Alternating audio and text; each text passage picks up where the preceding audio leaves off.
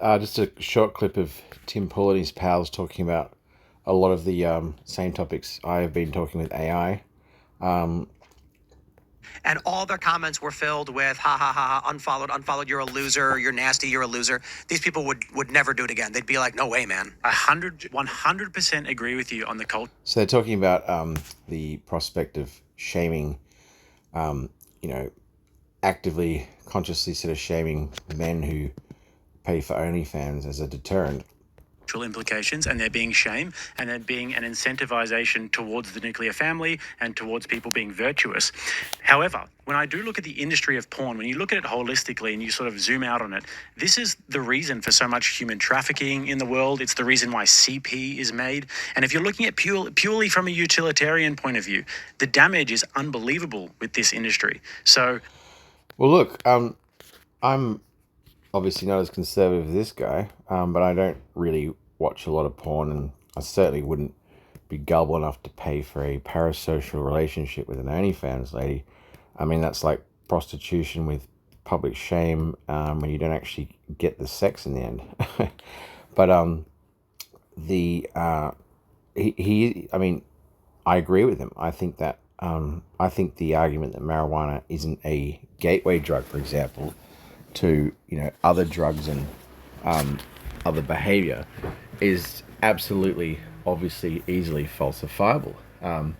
I don't think it's the concern of it being a gateway drug in the literal sense is at the level of fear of hardcore anti-marijuana people in the past, but the sudden change from it being illegal, then illegal with lesser fines, to free for all, go for it, feels a little bit automatically like a psyop to me, because it was calculated to have obvious benefit.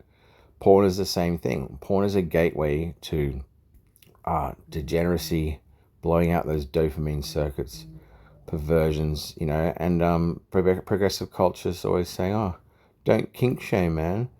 I'm like, well, at what point does watching ever increasingly sort of novel and extreme porn intersect with actual, for example, grooming gangs in London? I mean, I can really see a case where we would have much stricter laws on these things in the West. And also, I don't. There's been studies done that show that the countries that are more liberal about it, like Holland and these sort of Northern European countries, they tend to have much larger industries and much larger influxes of human trafficking. Yeah, I don't disagree. I do think we should legislate. I do, but I think it's important to stress that when you get to the point in society where you're writing things down to make sure people don't do it, you have an immoral society. Yep, and there's massive failing there. Well, that's sort of arguable. I mean, there's always going to be, camps of ideological difference about, say the the ethical nature or lack of abortion, and most people, somewhat rational and educated on science, will say, well, somewhere between a literal ball of cells, because embryo division is ticks away at a regular sort of clock speed, but it's exponential doubling. So, for quite a while, it is a literal ball of cells, to use the trope. And we have the technology now to detect pregnancy extremely early and reliably. And I am all in favor for that decision being made early, preferably within the first 8-week window where you can take a pill. Now, if you can take a pill to trigger a miscarriage of a literal ball of cells within that allowed time limit, that to me is the least problematic, to the point where I don't think it's amoral at face value in terms of, killing the baby or whatever. There's other ethical questions about, the scale of abortion, it affecting fertility rates, blah, blah, blah. But past that point, it gets increasingly more concerning for obvious reasons, it then becomes a medical abortion, a medical procedure. And if a woman wants to keep that baby and is going to keep it no matter what, all she has to do is delay for a while, and ethical men will take the pressure off. Fucking classic, for that brief window when they want to have a baby, questions about pressure from the man to take the RU486 thing because he doesn't want it will be met with, you want to kill the baby? Just for the one pregnancy she wants to keep. All the rest of them, don't tell me I'm killing a baby, it's a ball of cells, Schrodinger's feminist, both oppressed and stunning and brave simultaneously, and the state in which she chooses to frame herself depends on how it best advantages her at the time. However, I do think OnlyFans is abhorrent, and I think the big problem we have to start with. I agree. I have particularly strong views on OnlyFans that don't actually correlate with my views on abortion. I think legal, controlled, taxed, regulated, prostitution is fine. It's transactional. It's working class. You want a legal, safe framework. There's an agreed upon rate that is rate for the transaction. That's an honest wage, and the man gets sex and the woman gets money for a low-skilled job. There's nothing wrong with that. OnlyFans is a completely different beast. I've had this discussion with one of my friends who likes to engage with me, and I love the fact he does. We can talk about whether we ban something like this or not. The problem right now is that even X allows porn. Okay, this is basically saying, if a child walks out, if a child walks out into the middle of New York City and someone gets buck naked, yeah, they'll arrest the person because there's obscenity, there's decency laws. On the internet, however, a child can log in at 14 years old, young teenager, and go on X and see radical, insane fetish porn, and it's allowed. Well, I've made this point explicitly and recently in talking to Gemini in my rants. I was basically saying, the government push for some kind of ID to block children going online is heavy-handed and clumsy approach, and really YouTube already started filtering for adult content, and when you make YouTube content you opt to classify it as adult only preemptively, and if you don't do that and then the algorithm picks it up or somebody dobs you in, you get punished quite harshly. So there's a lot of pressure for content creators to sort of in their own mind, try to guess if it's adults only, and that's quite subjective and it's not perfect, but he's absolutely right. In the real world, adults might get up to adult behavior, in adult places, and that's fine. And conservatives can whine all they want, but it's consenting adults. But as soon as children are exposed to or involved, the situation changes. And the reality of the virtual square of Twitter is, you've got people talking about big complex politics issues, sometimes in quite succinct but provocative ways, sometimes extremely provocative ways. You've got freaking known terrorist groups posting there from countries that we bombed for 20 years, and then you've got hardcore fetish porn. Children wandering into that space is like a child wandering into a nightclub at 3 a.m.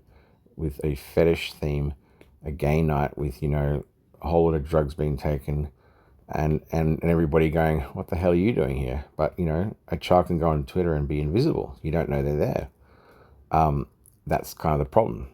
I think we should pass legislation that says if X, YouTube, Facebook, TikTok, I don't care, Instagram, if they allow access in any way to adult content or graphic content to children, then they're they will be penalized criminally like any other company.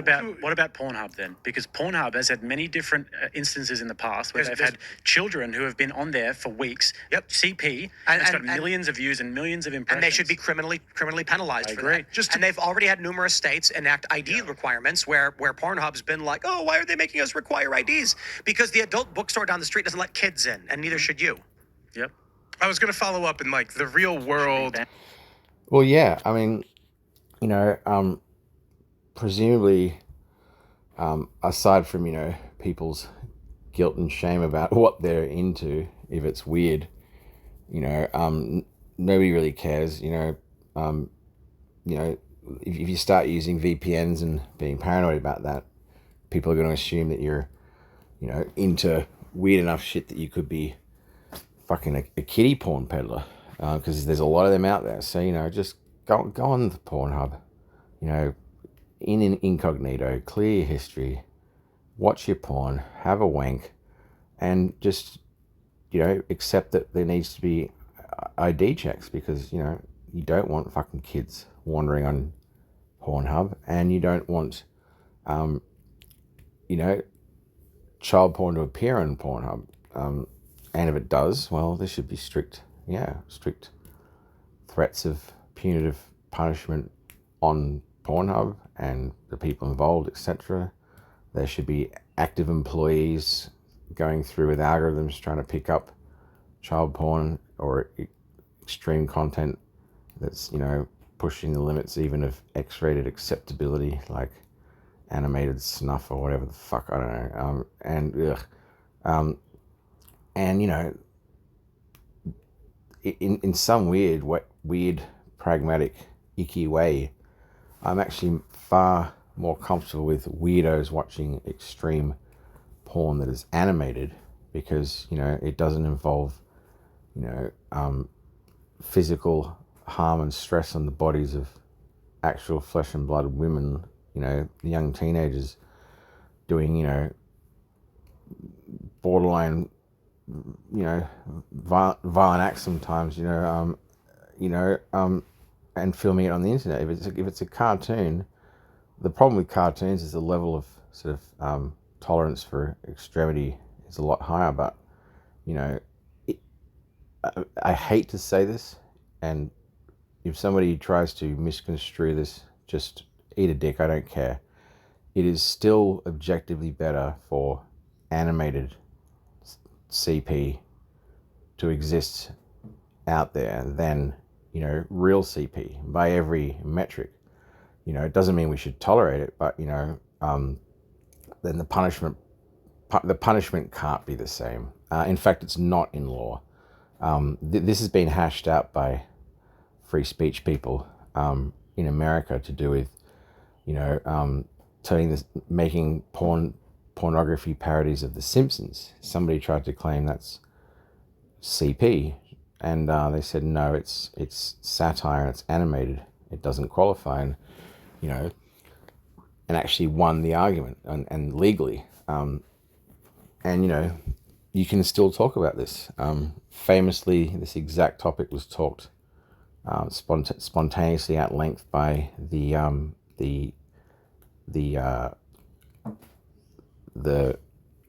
ad lib, unplanned, smutty comedian trio Cumtown. And, you know, I was just listening to one of their podcasts, laughing at all the filthy jokes, admiring their, you know, their spontaneity, unplanned satire, and then suddenly they got sidetracked with this topic, talking about it quite seriously, and it was really uncomfortable. I was like, what the fuck, guys? I fast forwarded. So, you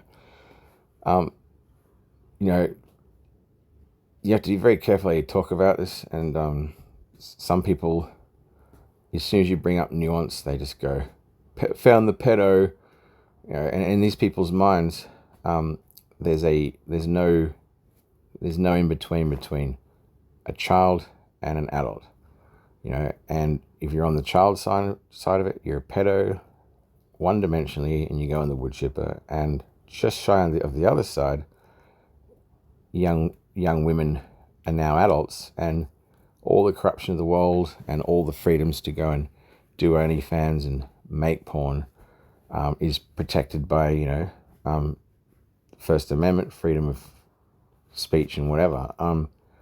And the real world isn't like that, obviously. But, a lot of, like, this is such a passionate issue that people don't want there to be any nuance. In reality, there is. But not when it comes to children on the internet. Porn is bad enough. Simulated CP animated should not be tolerated at all, but it's still better than real CP involving real children, objectively. Like, arguing against that is just as horrible as bringing up the subject. Pragmatic practice of this is that in something like 15 odd states now, Pornhub ended up blocking service because those states were pushing forth laws that required, I believe, state IDs to prove they're above 18 to access their website. I think that's a sort of sensible regulation. I don't think banning is the proper direction to go, but something like more regulation around access, especially for kids, as we advance into such a technologically savvy environment where these kids probably know more about tech than we do.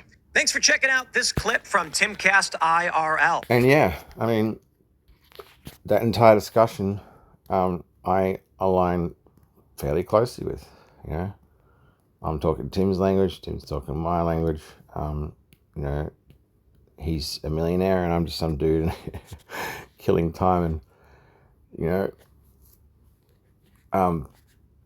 having a crack.